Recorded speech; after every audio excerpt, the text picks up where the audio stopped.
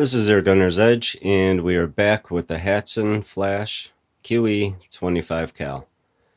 This one will be, sorry, I kind of jumped ahead and dismantled the rifle already, but I figured I'm not going to waste all that time on the video. Stock comes off with the bottom screws, and you're exposed with everything else. All right, well, I'll start off with a little information that I dug up. I was looking for the barrel twist on this. So I emailed Hatsan USA, and they gave me a 1 in 450 millimeter twist on this rifle, which is kind of standard. The 16 twist is almost universal. 22 is also. So it is sufficient for this rifle. I would have liked maybe 1/18 twist. Sorry, but it's very workable. So just wanted to pass that information to you. I believe my conversion over from 450 millimeter to 17 is correct. Correct me if I'm wrong. I have no problem with that. But that's the twist on the barrel. You'll have to look it up for the effects of twist on pellets. There's a lot of information, and I just had to go through it and get a reminder. But that will affect speed and pellets, heavier pellets. If you do your research, you'll figure out that there's a lot of research and a lot of good information out there on barrel twist. It all affects the FPS and accuracy of your rifle. With that out of the way anyways, as you see, I pulled the tube out, the receiver there, barrel. So for safety, well, not safety, but just make sure it's a good little pipe insulation foam, just so it doesn't get all scratched up. Let's see, this will go into there. I'm just going to go over how this disassembles for you. This is the bottom of the tube. The gauge is at the bottom of the stock. And I'm going to see if I can turn on the light. There we go. In the bottom there are two little rings. You have your needle. 1, 2, and 3 set screws, which are right there.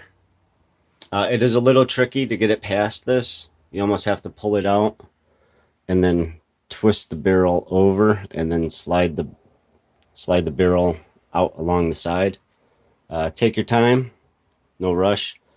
Of course, as I pulled this out, I had my jeweler's magnifying glasses here, which I cannot recommend enough for $6 or $8 I paid for them. I did find a nick in one of the O-rings. So I doubt it was from me pulling it out because I was very gentle, so it may have happened while being installed. Could it have been leaking a little and I've been losing power? Possibility. I'm going to change both of those O-rings. This you just have to wiggle and it will come out. Try not to use any heavy tools. It will mess up the bluing.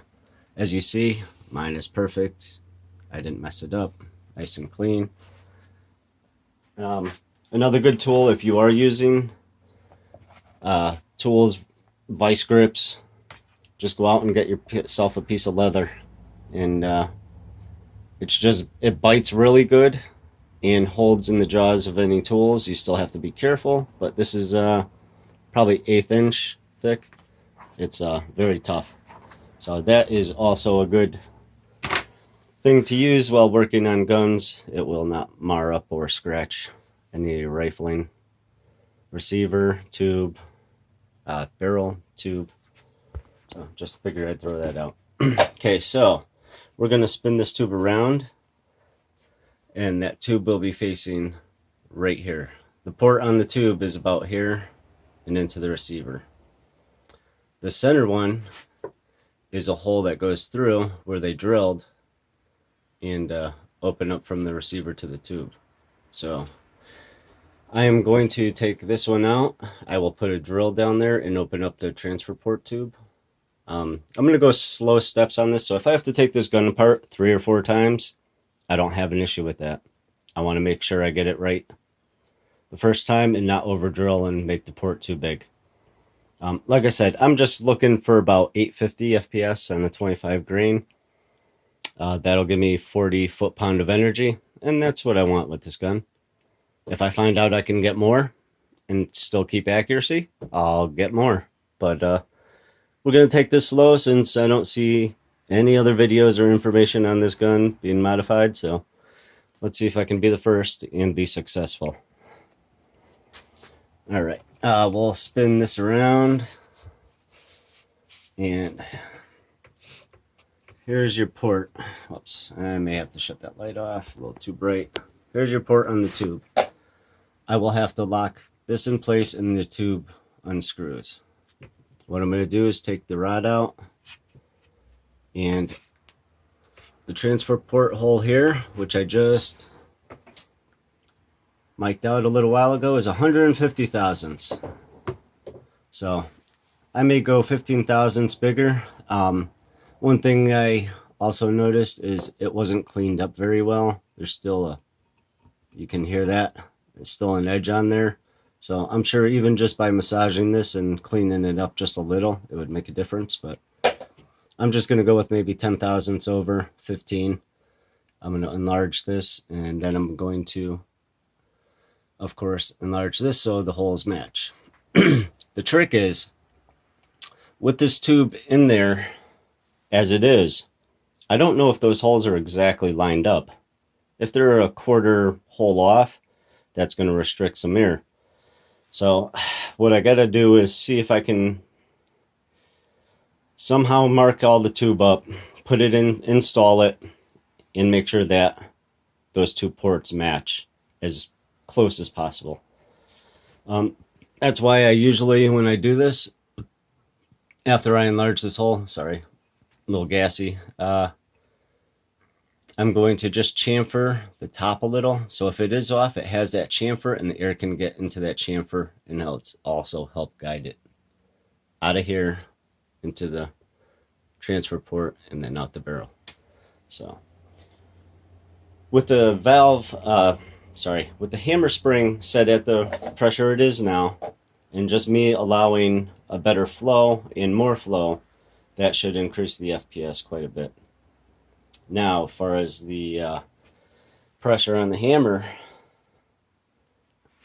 this is how you're going to have to adjust the hammer spring pressure. Not like my AT-44, which I was thinking it was going to be like, but it's not. There's a set screw right here. You can see the lever is there, so you know you're on the right set screw, and I believe it's the only one there. The spring is in here and goes up into there. Now, we'll just swing around here. Hopefully you can get a good view. Alright, there we go. So you see the flat here. There's the set screw is right up here that holds this in. I have not removed this yet. I was thinking about making a special tool right here, see if I have a spanner wrench. I don't want to go sticking screwdrivers and chisels or whatever into the side and damaging it. Or if I could, maybe something to grab the two flat spots, but I'm going to see if I can make a spanner wrench here, and so we can do it the right way. I'm assuming this is threaded in. Like I said, I haven't taken it apart, but I'm assuming I can just spin it inside, maybe 1 or 2 turns to increase the pressure and to back it off. If not, I'll take this out. I'm going to take this out anyways just to see what's in there, how it works. If any cleaning needs to be deburred or anything like that. So if not, I can back it out, but I am almost flush here. It is set in a bit. If I have to, I'll make a little spacer for the spring just to increase the pressure. But that is right there how you will adjust the spring pressure, hammer pressure, sorry. So I'll let you know what I come up with in another video. Like I said, slow steps with this gun, with any gun actually. You just have to modify a little at a time until you get where you are. Unless it's a gun that you're repeating I already know I've opened a port on an AT-44 15 thousandths and 20 is too much, then next gun I work on, I'm just going to go right with the 15.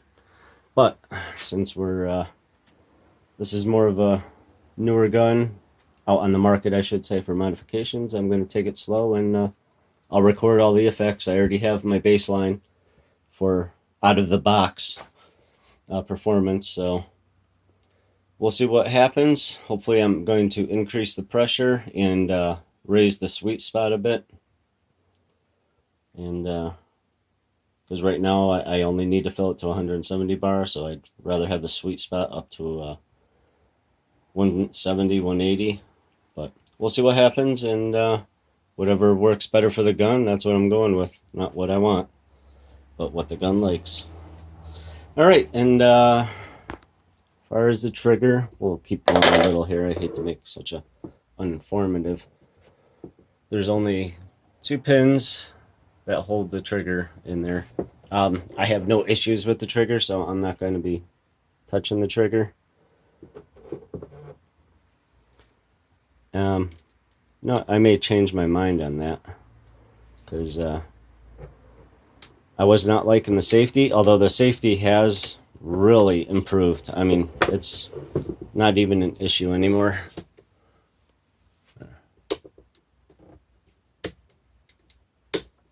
But you could take this off, and which I actually just might take this off, deburr, re-grease.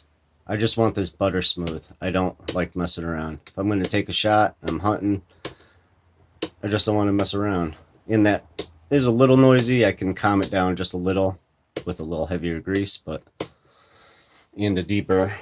But yeah, for so much for this gun, there are more set screws up top for removing the barrel. I probably will remove the barrel as well. Just want to check the O-ring. I want to be able to see that port in there. So once I drill through, I'm going to have to buff it out a little just to deburr it. So that's how the barrel will be coming off. Yeah, but once I get in here, I want to see is what I can massage. Just open it up a little. Break any edges that are kind of slowing the air down. Alright, that'll be it for now.